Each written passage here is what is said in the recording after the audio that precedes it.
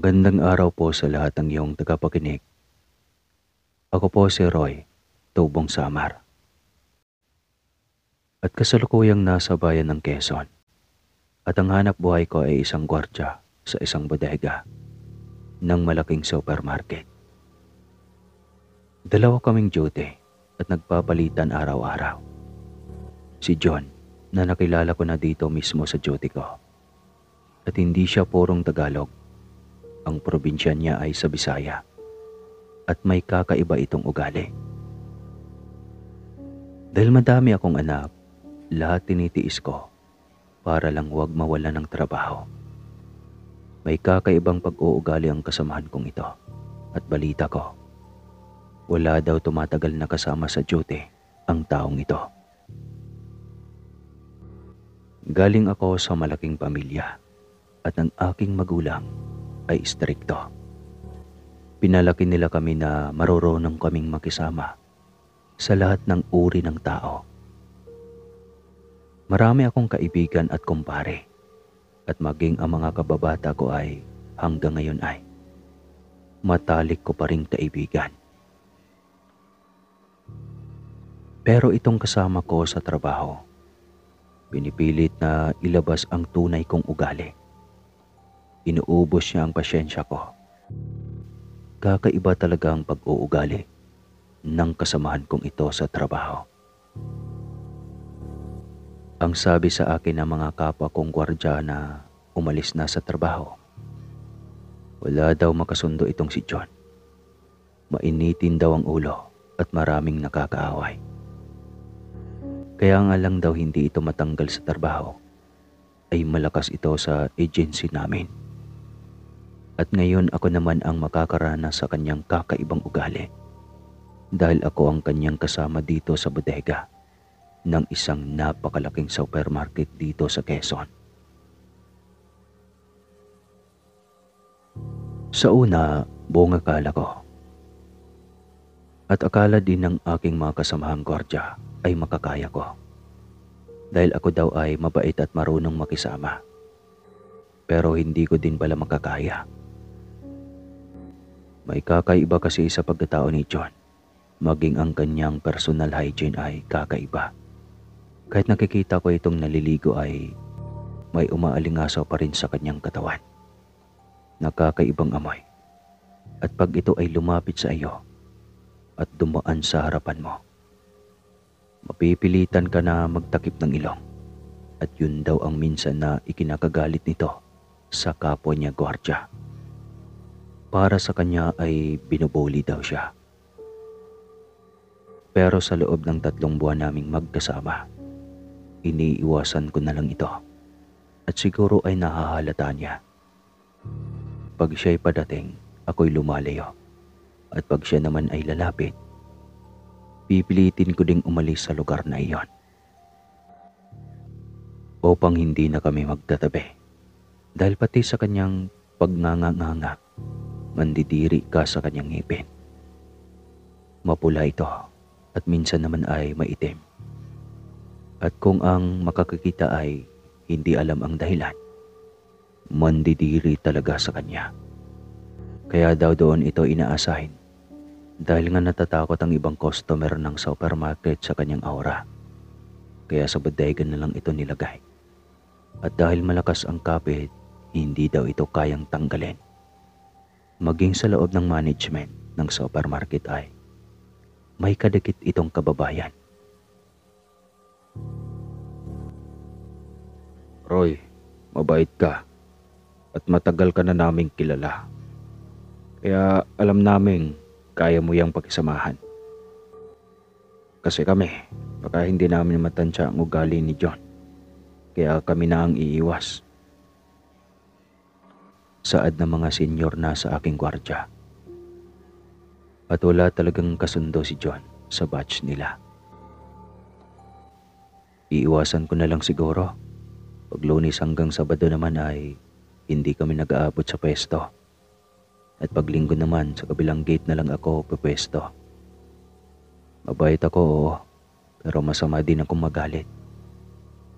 May mga anak ako kaya naman lahat ng pagtitiis ay ginagawa ko. Sagot ko naman sa kanila. May mga katanungan ako at wala talagang makasagot sa akin. Sa loob ng 3 buwan marami akong napupuna kay John. Malimit kong makikita itong agresibo at nagsasalitang mag-isa.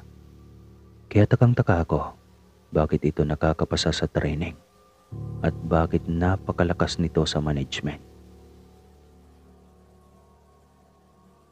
May inuupahan kaming isang bahay at ang mga kasamahan ko doon ay ang mga kababayan ko sa Samar.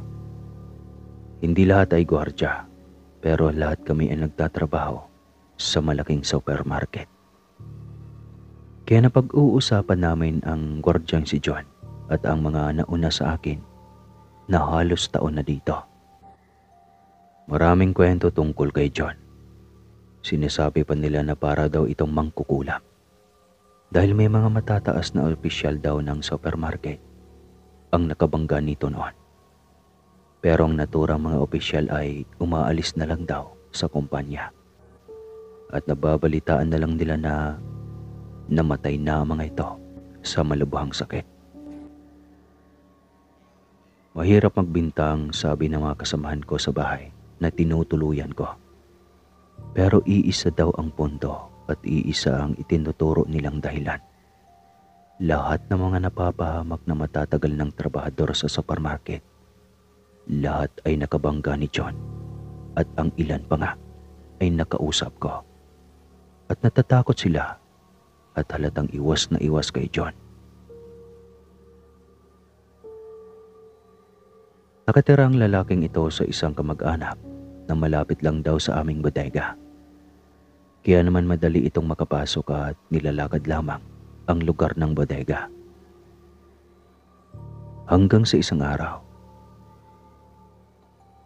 may isang matandang retiradong gwardya ang dumalaw sa pwesto namin at naitanong niya sa akin kung nasaan na daw si Superman habang tumatawa pa ito. At sinasabi pang kamag-anak din daw ni Batman si John. Mga birong hindi ako matawa. At kaagad akong nagtanong kung sino ba ang pinaparinggan niya. Ang tinutukoy ko ay si John, yung panggabing gwardya dito. Abutan ko yon bago ako magretiro at nagtataka kami. Ang taas tatalo nun. Nakakapasok sa bodega kahit mataas ang pader. Tsaka lagi yung tulog sa araw. Pansin mo siguro. At pang-araw ka, hindi ba? At si John ang panggabi naman. Napaisip ako sa tinura ng matanda. Bakit nga ba laging panggabi si John at ayaw mag-duty ng araw? Sa bagay para sa akin, pabor iyon sa tulad kong ayaw magpanggabi. Ingat ka, bade. Balita ko, may lahing aswang ang taong iyon. At alam niya pag pinag-uusapan siya. Dagdag pa ng matanda at umalis na ito. Halos maghapon akong nag-iisip at parang nawawala na ako ng focus sa trabaho ko. Mahirap ang may kasama sa trabaho na may itinatagong lihim sa pagkatao. At hindi basta ito ordinaryong tao para sa mga empleyado ng supermarket. Napatingin tuloy ako sa pader ng aming bodega. Mataas na ito at hindi kayang talunin ng tao. Pero kung totoo yung sinasabi ng matanda na dati nakakapasok si John sa pamamagitan ng paglukso lamang, napaisip ako dahil hindi nga magagawa ng ordinaryong tao iyon. Hindi ko na naikwento ito sa aking asawa. Mag-aalala lang ito. Kaya naman ang aking laging dinadaingan ay ang aking mga kasama sa aking bahay na mga malalayong kamag-anak ko na taga-Samar din. Kaya naman ay may kaalaman din tungkol sa ganon at hindi naman namin itinatanggi yon. Dahil ang aking nununo marunong gumamot o marunong din kumontra sa mga barang at kulam. At sa aming lugar, marami din naman ang nababalita ang may mga lahing aswang. Pero makabago na ngayon at ang ating mundo ay computer era na. At halos lahat ng nagpapatakbo, computer na. Kaya naman hindi na namin pinapansin ang mga ganong kwentong barbero. Pero mukhang kagaya ng iba, hindi rin ako tatagal sa duty ko. Dahil isang hapon sa oras na pagpapalitan namin ng duty ni John, lisik ang mga mata nito at muling naaamoy ko na naman ang mapanghi maanggong amoy nito. Nakakangiti ako at bumati pa ako ng pare. Pero iba ang sagot niya sa akin. Halatang gigil at ang mga mata malikot at hindi ito kalmado. Galing pala si Caberto dito noong isang araw ah. Ako ba ang pinag-uusapan ninyo ha? Umayos ka, Roy. Bago-bago mo pa lang dito. Gumagawa ka na kaagad ng isyo. Wika nito sa akin at lisik na lisik ang mga mata. Nangingilabot ako sa totoo lang. Lalaki ako at matapang, pero may kakaiba talaga sa kanya. Pre, wala akong ginagawang mali at wala akong binabanggit na masama tungkol sa iyo. Trabaho ang ipinunta ko dito. Hindi ako tsismusong tao. Kung may isyu ka sa kanila, wala akong pakialam pre at lumayo na ako. Ramdam ko ang kanyang galit, kaya kailangan kong umiwas. At tama nga ang matanda na nakausap ko. Alam ni John na pinag-uusapan namin siya. Sa aming lugar sa Samar, alam ko ang mga lahing aswang ay malalakas ang pandinig at pangamoy. Kaya naman gusto ko nang maniwala na may lahing aswang si John. Dahil sa kanyang malakas na pandinig at malapit lang ang bahay niya sa bodega. Alam na alam nito na pinag-uusapan siya. Mula noon, iniiwasan ko ng pag-usapan pa si John sa oras ng aking trabaho. Pag dumadating ang mga gwardya kasama ng truck sa pagde-deliver at pinag-uusapan nila si John at pinagtatawanan, umiiwas na ako. Lumalayo upang hindi ako madamay. Dahil na rin siguro sa aura ni John at sa kanyang anyo ng ngipin. Kaya malimit itong mabuli ng mga baguhang gwardya. Araw ng Pasko noon, sinadya kong hindi mag-day off. At iniipon ko iyon para makauwi ako ng Samar sa aking mag-iina.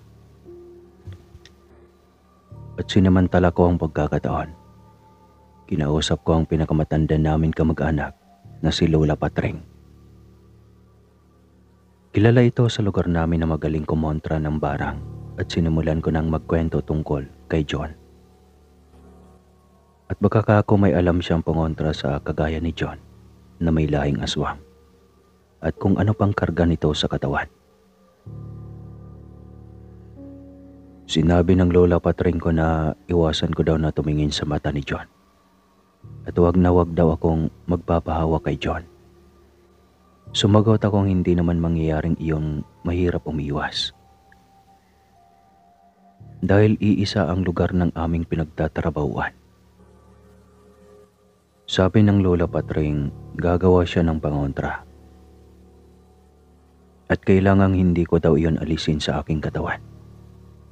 Kaya naman nagpasalamat ako sa kanya. At sinabi kong maliliit pa ang mga anak ko at ayaw kong magkaproblema sa kasamahan ko sa trabaho. Hindi naman ako binigo ng matanda naming kamag-anak. Alam ko kasi na siya na lang ang nabubuhay. At sa lugar namin, kilalang kilala ang Lola Patring na mabait ito. At siya ang kumukontra at lumalaban sa lahat ng mambabarang sa aming lugar. Lalo na yung mga manlalason. Kaya naman sigurado akong matutulungan ako sa kanyang ginagawang pangontra. Sinabi pa nitong balikan ko ang pangontra pag aalis na ako ng Samar.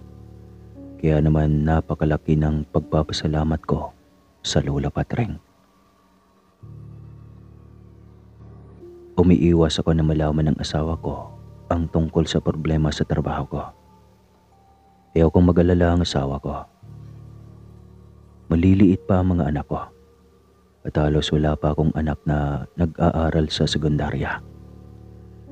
Lahat sila ay elementarya pa lamang, kaya ang aking pagsisikap sa pagtatrabaho ay hanggang doon na lang.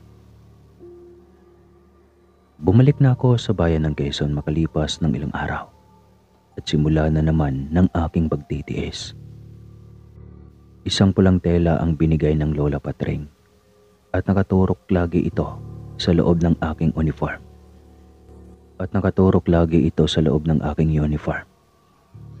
Iyon ang aking kinakapitan at pinagkukunan ng tapang. At ang aking bag na daladalang pang-duty ay may lamang buntot pagi na ito naman ay ibinigay sa akin ng namayapa kong ama. Nakakatawa man pero kailangan kong gawin ito, siguro nga. At sa mga kabataan ay pagtatawanan lang ang lahat na mga ginagawa ko.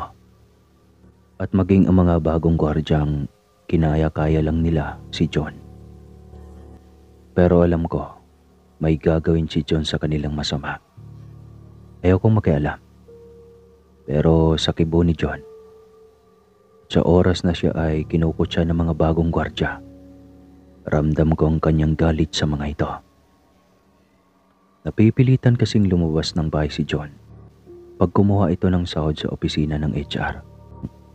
At doon nakikita siya ng ibang mga gwardya na panggabi rin at sabay-sabay silang kumukuha ng sahod. Buong akala siguro nila ay kaya nilang loko-lokohin si John dahil hindi naman nila ito nakakasama sa duty.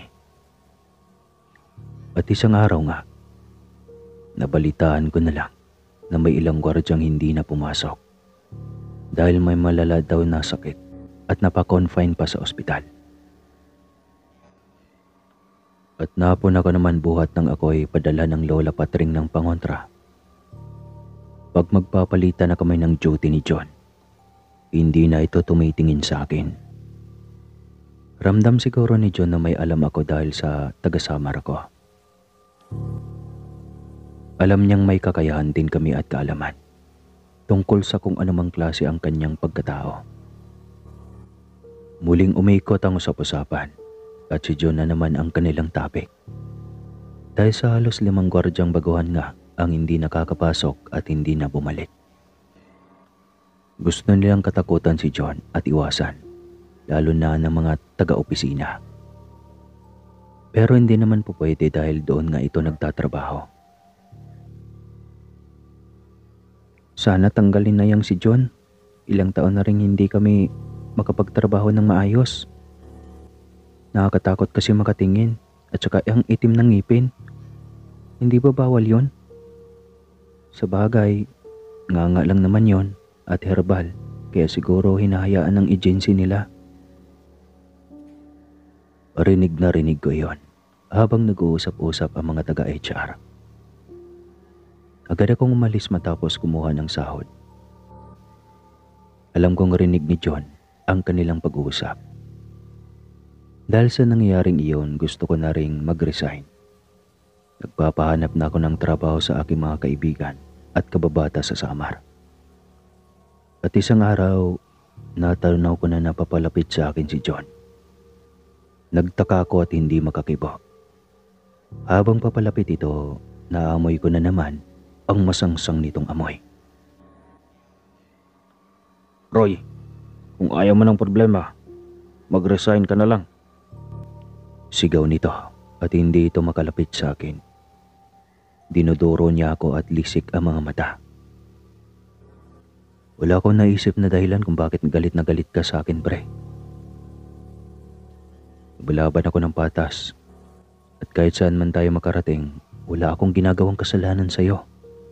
At pakiusap, kausapin mo ako tao sa tao. Huwag ganyan, pre. Nakakalalaki ka na.